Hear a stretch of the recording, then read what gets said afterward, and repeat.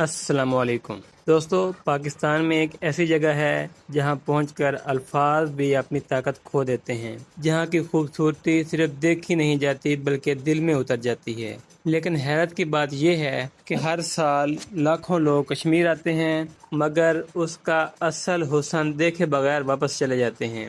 کہتے ہیں اگر جنت زمین پر کہیں ہے تو شاید وہ یہی ہے۔ برف سے ڈھکی چوٹیاں جو بادلوں سے بھی اونچی ہیں، فیروزی جھیلیں جنہیں دیکھ کر یقین ہی نہیں آتا کہ یہ حقیقت ہیں، اور ایسے صبحیں جنہیں سورج بھی سب سے پہلے سلام کرتا ہے۔ لیکن آج ہم صرف مناظر نہیں دیکھیں گے، وہ کہانیاں، وہ لوگ، وہ ثقافت اور وہ خاموشی جو کشمیر کو صرف ایک جگہ نہیں بلکہ ایک احساس بنا دیتی ہے۔ اور ویڈیو کے آخر میں ایک ایسی جھیل جس پر آج تک کوئی کیمرہ نہیں پہنچا، وہ منظر جو شاید کشمیر کے بارے میں آپ کی پوری سوچ بدل دے۔ تو آخر تک ضرور ساتھ رہیے، اور اگر آپ دنیا کی ایسی حیران کن جگہیں دیکھنا چاہتے ہیں تو ابھی چینل کو سبسکرائب کر لیں، کیونکہ یہ صرف ایک سفر نہیں بلکہ دنیا کو ایک نئے انداز سے دیکھنے کا آغاز ہے۔ کشمیر کا نام سنتے ہی دل میں کچھ ہوتا ہے، لیکن کیا ہم واقعی جانتے ہیں یہ خطہ ہے کیا؟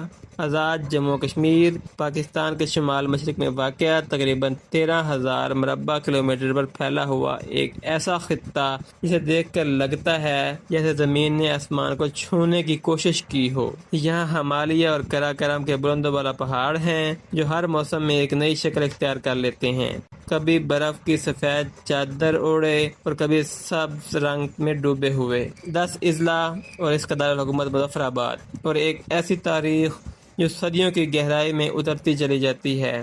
یہاں کی چوٹیاں فلک بوس ہیں، یہاں کے دریا شفاف اور طاقتور ہیں، لیکن جو چیز سب سے زیادہ دل کو چھوتی ہے وہ ہیں یہاں کے لوگ۔ ایک بار ان کی محبت اور مہمان نوازی مل جائے تو زندگی بھر یاد رہتی ہے۔ کشمیر صرف نقشے پر موجود ایک خطہ نہیں، یہ ایک احساس ہے، ایک ایسی جگہ جہاں انسان صرف قدرت کو نہیں دیکھتا بلکہ خود کو بھی پہلے سے زیادہ زندہ محسوس کرتا ہے، اور یہ احساس لفظوں میں مکمل بیان کرنا آسان نہیں۔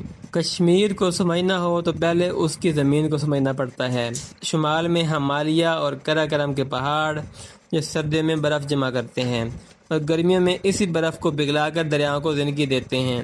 یہ پہاڑ صرف خوبصورت نہیں، یہ سرزمین کی ریڑھ کی ہڈی ہیں، اور یہیں بہتا ہے دریائے نیلم، اتنا صاف، اتنا شفاف کہ اس کی تہہ میں پڑے پتھر بھی صاف دکھائی دیتے ہیں، جیسے پانی نہیں شیشہ بہہ رہا ہو۔ یہی وہ پانی ہے جو اس پورے وادی کی خوبصورتی میں جان ڈال دیتا ہے۔ اور پھر ہے دریائے جہلم، پاکستان کے اہم ترین دریاؤں میں سے ایک، جو اس خوبصورت سرزمین سے اپنا طویل سفر شروع کرتا ہے اور آگے چل کر لاکھوں لوگوں کی زندگی سے جڑ جاتا ہے۔ یہ دریا صرف پانی نہیں بہاتا، یہ ایک پوری تہذیب کو آگے لے جاتا ہے۔ اور پھر ایک جگہ ایسی بھی ہے جہاں یہ دونوں دریا مختلف رنگوں میں آ کر ملتے ہیں، ایک فیروزی اور ایک گہرا سبز، اور ملنے کے بعد بھی کچھ دیر تک رنگ الگ رہتے ہیں، جیسے دونوں اپنی پہچان نہیں چھوڑنا چاہتے۔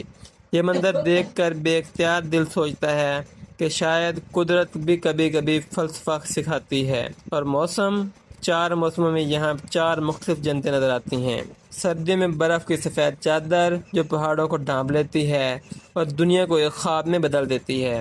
بہار میں سبز قالین، جیسے زمین نے نئی زندگی کا جشن منانے کی ٹھانی ہو۔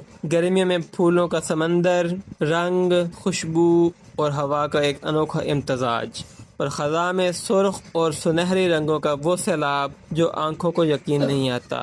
ایک ہی جگہ 4 مختلف دنیایں، ہر بار آئیں ہر بار نیا کشمیر ملے گا۔ مظفر آباد آزاد کشمیر کا دارالحکومت ہے، لیکن یہ صرف ایک انتظامی شہر نہیں، یہ پوری وادی کی دھڑکن ہے۔ یہاں پہنچتے ہی سب سے پہلی نگاہ ڈومیل پوائنٹ پر ٹھہرتی ہے، جہاں دریائے نیلم اور دریائے جہلم ایک دوسرے سے ملتے ہیں، ایک طرف فیروزی پانی اور دوسری طرف سبز لہریں، اور پھر آہستہ آہستہ دونوں ایک ہی دائرے میں بہنے لگتے ہیں۔ یہ ایسا منظر ہے جسے صرف دیکھا جا سکتا ہے، الفاظ میں پوری طرح بیان نہیں کیا جا سکتا۔ اور پھر نظر آتا ہے چاک قلعہ، 17ویں صدی میں سلطان مظفر خان کی تعمیر کردہ یہ تاریخی عمارت آج بھی اپنی پوری شان کے ساتھ کھڑی ہے۔ اس کی دیواروں نے وقت کے کئی رنگ دیکھے ہیں، جنگیں بھی اور امن بھی، اور صدیوں پر محیط بے شمار تبدیلیاں بھی۔ آج اگر آپ یہاں چند لمحے خاموش کھڑے رہیں تو یوں محسوس ہوتا ہے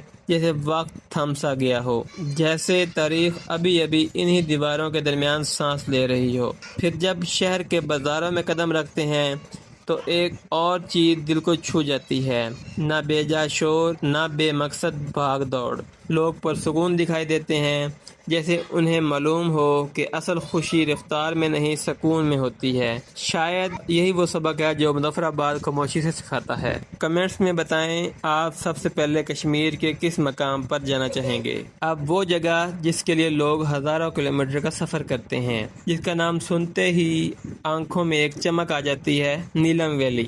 200 کلومیٹر سے زیادہ لمبی یہ وادی، اور اس پوری وادی میں ایک ساتھی کبھی نہیں چھوٹتا، وہ ہے دریائے نیلم۔ پانی کا رنگ کہیں نیلا، کہیں فیروزی، کہیں گہرا سبز، کسی فلٹر کا کام نہیں، یہ گلیشیئر کے پانی اور معدنیات کا قدرتی جادو ہے۔ قدرت کا وہ جادو جو کوئی انسان نہیں بنا سکتا۔ اس مقام میں درخت اتنے گھنے ہیں کہ آسمان چھپ جاتا ہے۔ آپ جنگل کے اندر ہوتے ہیں اور ایک عجیب سی خاموشی آپ کو گھیر لیتی ہے، وہ خاموشی جو ڈراتی نہیں بلکہ ایسے گلے لگاتی ہے جیسے کوئی پرانا دوست ملا ہو۔ کیلرن میں پہاڑ کے اندر سے ایک ٹھنڈا میٹھا چشمہ نکلتا ہے۔ مقامی لوگ کہتے ہیں اسے پی لو تو بیماری نہیں آتی۔ شاید یہ محض روایت ہو، یا شاید اس پانی میں واقعی کچھ ہو، لیکن ایک بات طے ہے، جب آپ وہ پانی پیتے ہیں تو آنکھیں بند کر لیتے ہیں تو دنیا کی ساری تھکاوٹ ایک لمحے میں غائب ہو جاتی ہے۔ اور آخر میں شاردا، نیلم ویلی کا تاج۔ لیکن اس کی کہانی الگ ہے، کیونکہ یہ صرف ایک جگہ نہیں، یہ ایک پوری تہذیب کا نشان ہے۔ اس کے بارے میں تھوڑی دیر میں بات کریں گے، اور یقین مانیں یہ آپ کو حیران کر دے گا۔ اگر کوئی کہے کہ پاکستان میں سوئٹزرلینڈ جیسا حسن نہیں ملتا تو اس سے صرف ایک بار راولا کوٹ لے آئیں۔ پونچھ ضلع میں واقع یہ خوبصورت شہر گرمیوں میں بھی اپنی ٹھنڈی آب و ہوا کے لیے جانا جاتا ہے۔ درجہ حرارت شاید و نادر ہی 25 ڈگری سے اوپر جاتا ہے، اور ہر طرف پھیلی سرسبز پہاڑیاں، بس دیکھتے رہنے کو دل چاہتا ہے۔ یہاں آ کر سمجھ آتا ہے کہ سکون خریدا نہیں جاتا، تلاش کیا جاتا ہے، اور یہاں وہ تلاش ختم ہو جاتی ہے۔ اور پھر آتی ہے باغسر جھیل۔ صبح کی نرم روشنی میں اس کا پانی آئینے کی طرح پرسکون ہو جاتا ہے۔ سامنے کھڑے پہاڑ اپنا عکس اس میں اتارتے ہیں، اور چند لمحوں کے لیے یوں محسوس ہوتا ہے جیسے آپ ایک ساتھ دو دنیایں دیکھ رہے ہوں، ایک زمین پر اور دوسری پانی کے اندر۔ کچھ مناظر ایسے ہوتے ہیں جو تصویر میں قید نہیں ہوتے، وہ صرف دل میں اترتے ہیں۔ باغسر جھیل ان میں سے ایک ہے۔ اور لیپا ویلی، خزاں میں یہاں سیب ہزاروں درخت ایک ساتھ سرخ ہو جاتے ہیں، پوری پہاڑی جیسے آگ پکڑ لے، لیکن ٹھنڈی آگ جو جلاتی نہیں، بس مسحور کر دیتی ہے۔ یہاں کے سیب پاکستان بھر میں مشہور ہیں، لیکن جو لوگ خود آ کر درختوں سے توڑ کر کھاتے ہیں وہ کہتے ہیں وہ ذائقہ کہیں اور نہیں ملتا، کچھ چیزیں صرف وہاں جا کر ہی سمجھ آتی ہیں۔ اور اب وہ جگہ جس کا وعدہ کیا تھا، شاردا۔ آج یہ جگہ ویران ہے، لیکن ان پتھروں کو غور سے دیکھیں، یہ خاموش ہیں لیکن بولتے ہیں۔ کئی مورخین کے مطابق تقریباً 2000 سال پہلے یہ مقام برِ صغیر کے اہم ترین علمی مراکز میں شمار ہوتا تھا۔ شاردا پیٹھ، جہاں سنسکرت کے ساتھ ساتھ فلسفہ، ریاضی، فلکیات اور طب پڑھائے جاتے تھے۔ تاریخی روایات کے مطابق دور دراز علاقوں سے علم کے متلاشی یہاں آتے تھے۔ یہ وہ دور تھا جب کشمیر صرف خوبصورت نہیں تھا، کشمیر علم کا مرکز تھا۔ ان پتھروں پر صدیوں پرانے نقش آج بھی موجود ہیں۔ زلزلے آئے، آندھیاں آئیں، وقت گزرا، لیکن یہ پتھر مٹے نہیں، کیونکہ جو تہذیب پتھروں میں بھی زندہ رہ سکتی ہے وہ کبھی مر نہیں سکتی۔ تاریخ خاموش ہو سکتی ہے، لیکن یہ پتھر بولتے ہیں۔ اور پھر 1947 آیا، تقسیم کا وہ دور جس نے پورے برِ صغیر کو ہلا دیا۔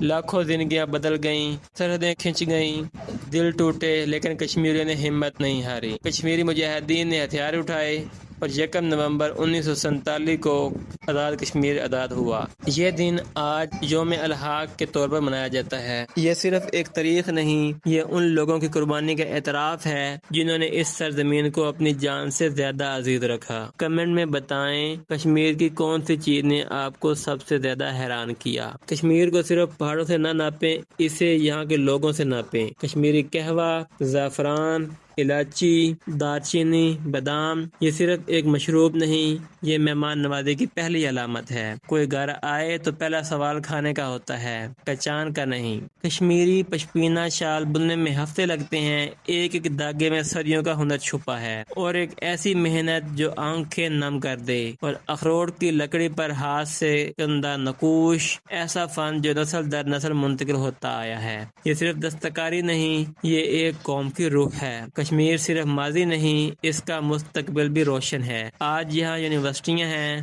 اسپتال ہیں، نئی نسل پڑھ رہی ہے اور اپنی سرزمین کو نئی بلندیوں پر لے جانے کا خواب دیکھ رہی ہے۔ ہر سال لاکھوں سیاح یہاں آتے ہیں اور ٹورزم آزاد کشمیر کی معیشت کا ایک مضبوط ستون بنتا جا رہا ہے۔ نیلم ویلی کے بہت سے جوان جو ٹور گائیڈ یا مقامی کاروباری کے طور پر کام کرتے ہیں، اپنی سرزمین چھوڑنے کا سوچتے ہی نہیں۔ ان کا جواب اکثر ایک ہی ہوتا ہے، کیوں جائیں، ہمارے پاس تو جنت ہے۔ اور سچ کہیں تو یہ جواب سن کر دل میں ایک عجیب سی خوشی ہوتی ہے کہ کم از کم کچھ لوگ ہیں جنہیں اپنی زمین سے محبت ہے۔ آپ کے خیال میں کشمیر کو مزید ترقی کے لیے سب سے زیادہ کس چیز کی ضرورت ہے؟ کمنٹ میں لازمی بتائیں۔ اب ذرا ایک منظر کا تصور کیجئے، نیلم ویلی کی ایک رات، ایک طرف جلتی ہوئی آگ، اوپر لاکھوں ستاروں سے بھرا آسمان، قریب بہتے دریا کی مسلسل پرسکون آواز، اور ایسی خاموشی جو کبھی کبھی ہر لفظ سے زیادہ گہری محسوس ہوتی ہے۔ اس لمحے میں